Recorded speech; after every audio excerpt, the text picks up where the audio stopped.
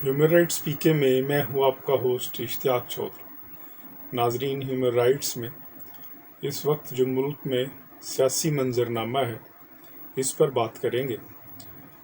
हम बसीयत कौम सभी आगाह हैं कि इस वक्त मुल्क के अंदर एक नीलामगर लगा हुआ है।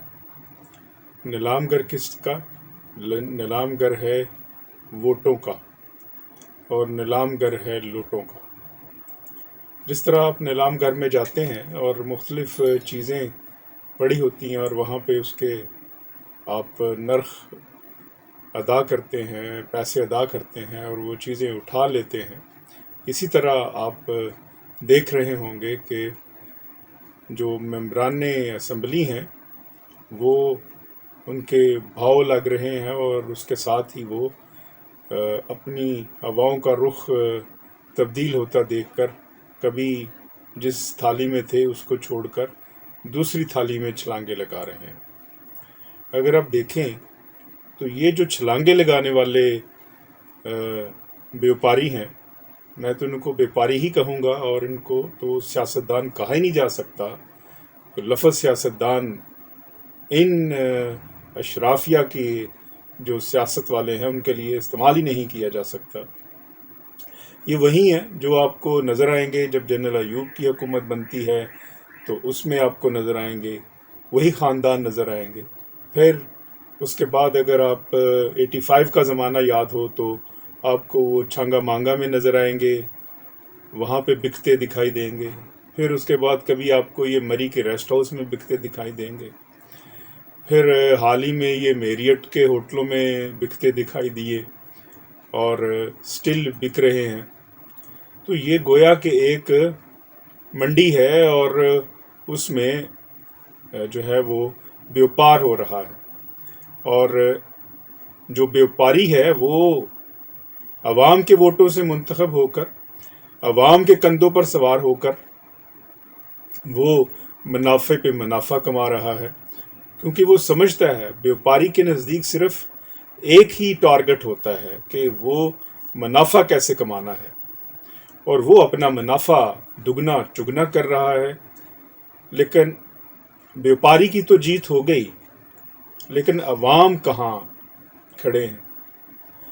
वो अवाम जो खुद अपने कांधों पर सवार करके इन व्यापारियों को मुंतखब करते हैं और गुज़श्ता 75 बरसों से इनको अपने कांधों पे सवार करते हैं, सर पे बिठाते हैं और इनको 2% अशराफिया को फिर ये असम्बली में भेज देते हैं, जो बाद में जाकर उनको भूल जाते हैं। यानी कि वही जो वोट को इज्जत दो का नारा लगाने वाले, उसके बाद वो तजलील करते हैं अवाम की और तजलील करेंगे अवाम की, लेकिन वो जीत जाते हैं। तो इस सारे खेल में अगर जीत है तो उन व्यापारियों की है जो अवाम के कंधों पर सवार होकर जाते हैं, और अगर हार है किसी की तो वो सिर्फ अवाम की है। ये अवाम की हार कब तक रहेगी? आखिर 2% अशराफिया के सियासतदान कब तक पाकिस्तान के 24 करोड़ अवाम का इस्तेहसाल करते रहेंगे? और अवाम को कब ये आएगी समझ कि हम जिनको मुंतखब करते हैं, हम जिनके पीछे भागते हैं, हम जिनके नारे लगाते हैं, वही तो हमारे डाकू हैं। तहरीक अदम एतमाद आ गई एक हुकूमत के खिलाफ, एज पर लॉ ठीक है, लेकिन यहाँ एक सवाल बनता है पाकिस्तानी कौम से भी कि क्या कभी ऐसा दिन भी आएगा कि पाकिस्तानी कौम इस जाबराना निज़ाम के खिलाफ तहरीक अदम एतमाद पेश करेगी? क्या कभी ऐसा वक्त भी आएगा कि पाकिस्तानी कौम इस वडेरा शाही के खिलाफ तहरीक अदम एतमाद लेके आएगी? इस जागीरदारी जो सियासत है इसके खिलाफ अदम एतमाद लेके आएगी? क्या कभी ऐसी सुबह भी आएगी कि पाकिस्तानी अवाम इन लुटेरों के खिलाफ अदम एतमाद लेकर आएगी? इन ووٹ کو بیچنے والوں کے خلاف عدم اعتماد لے کے آئے گی، ان چوروں کے خلاف عدم اعتماد لے کے آئے گی۔ پاکستانی عوام 75 برسوں سے دو چوروں میں بٹی ہوئی ہے، ایک چور ایک پارٹی کی ہے، دوسرے چور دوسری پارٹی کے۔ کبھی یہ چور اکٹھے ہو جاتے ہیں، کبھی ایک دوسرے کے خلاف ہو جائیں گے۔ آخر پاکستانی عوام کب تک ان چوروں کے میں بٹی رہے گی، اور کبھی وہ ایک چور کے ساتھ کھڑی ہوگی، کبھی دوسرے چور کے ساتھ کھڑی ہوگی۔ پاکستانی عوام یہ جان کیوں نہیں لیتے کہ چور ہمارا مقدر نہیں بدلیں گے، یہ لٹیرے ہمارا مقدر نہیں بدلیں گے؟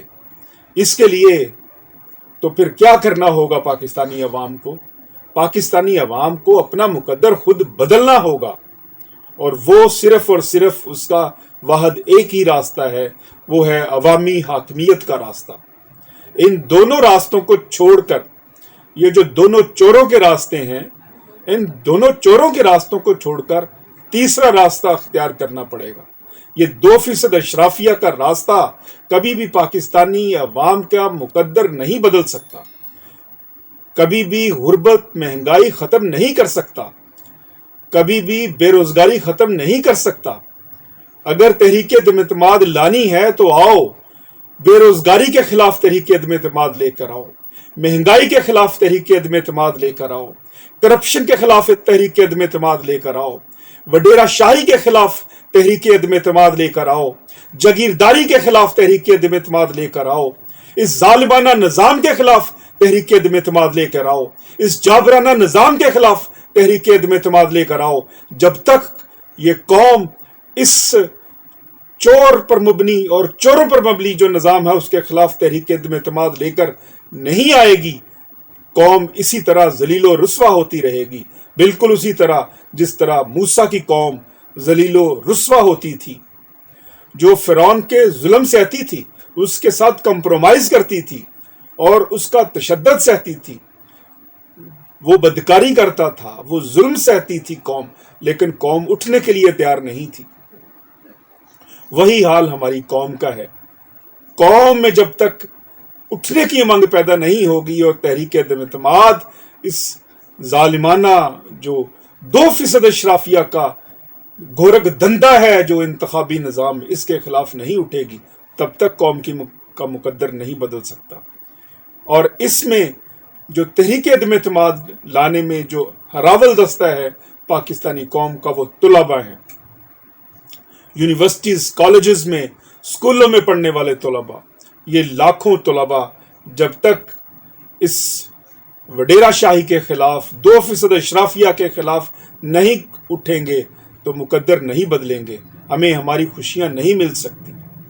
2% اشرافیہ سیاست کا خاتمہ کرنا ہوگا، اور 98% عوام کو جینا ہوگا، اور 98% عوام صرف اسی صورت جی سکتے ہیں جب یہ 2% پر مشتمل اشرافیہ کی سیاست ختم ہو اور 98% پاکستان کی سیاست جو ہے وہ قائم ہو۔